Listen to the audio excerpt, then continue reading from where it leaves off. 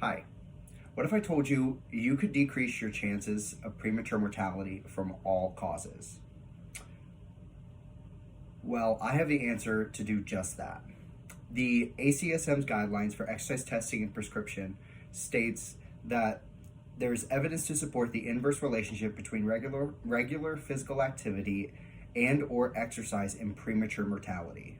It goes on to state that there's an inverse relationship with cardiovascular disease, high blood pressure, stroke, osteoporosis, type 2 diabetes, obesity, 13 different types of cancer, depression, functional health, and cognitive ability. These all share an inverse relationship with exercise and physical activity. Inverse relationship, just to clarify, means that as exercise and physical activity goes up, we see these things and the risk of them go down. So I am a senior at Anderson University and I'm majoring in exercise science. I have studied the effects of exercise and physical activity for several years now, and I plan to pursue a PhD in exercise physiology. Over the next few minutes, I would like to present an argument to start exercising. To start, the CDC in 2021 has a fast stats page that they've started, and on that page you'll read that only 53.3% of 18-year-olds and older meet the aerobic guidelines. Furthermore, only 23.3% meet the guidelines for both aerobic and muscle strengthening exercises, the guidelines for those. Health System Tracker puts it a little bit differently.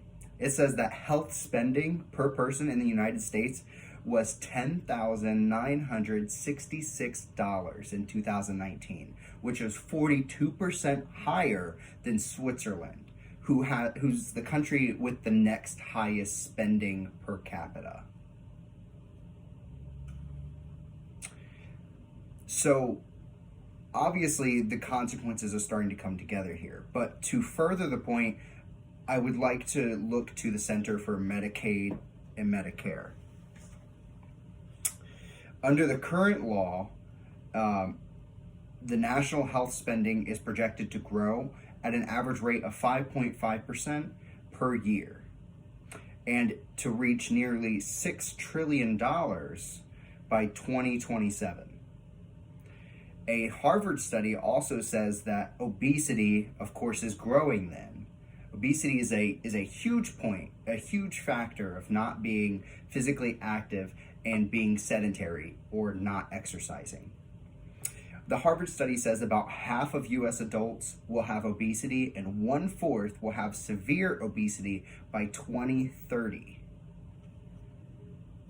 So with all of this doom and gloom, what is the solution? What do we do? And it's very simple. We exercise. And while exercising is hard, there are ways to make it easier. Health.org is one site that is dedicated to getting people exercising again and being healthier. It says that starting small by just even taking a walk after dinner 2 times a week is a great way to start exercising. Just to get the ball rolling, just to push that health boulder down the hill. Because once it starts rolling, it compounds, and suddenly, exercising is really easy. Another thing they say that you can do is doing push-ups during commercial breaks while watching TV. That's a super easy way to just start exercising. So in essence, just build up. As you start exercising, it gets easier. This is a personal testimony for me as well. I got out of exercising and I was starting to gain a lot of weight. And when I decided I wanted to get back into exercising, every time I tried to start, it just felt like I hit a brick wall. And I realized that it's because I was doing too much. I needed to dial it back and just ease into the exercise. And so the solution for that was was I started walking around the track in the Kardatsky Wellness Center, the KWC, here on campus at AU. And I would do that between classes. I would just do a few laps while I had time, and then I would walk to class. And as I started getting into the groove and getting used to doing that, I started having friends join me. I asked them, hey, would you mind doing this with me? Because doing something with other people makes everything infinitely easier. So by starting small and finding friends to join you and joining a group even, it can make exercise become fun. And now I've projected, I'm planning, I will do a 5K race on Thanksgiving. So without exercise, we've seen what it does. It increases the risk for those chronic illnesses and all-cause mortality. And we've also now seen the joy that exercise can create. And it's hard to recreate anywhere else. You feel better, you decrease your risk of those illnesses, and you increase your mood and mental health. So I hope that I've made you consider increasing physical activity and exercise. If you can try to commit to 3 days a week or being active, or even just taking a walk, or doing squats during TV breaks, that would just get the ball rolling, and that's really the goal. I know the benefits of exercising, and sharing and encouraging others to start is what I've been doing and what I've chosen to do with my whole life.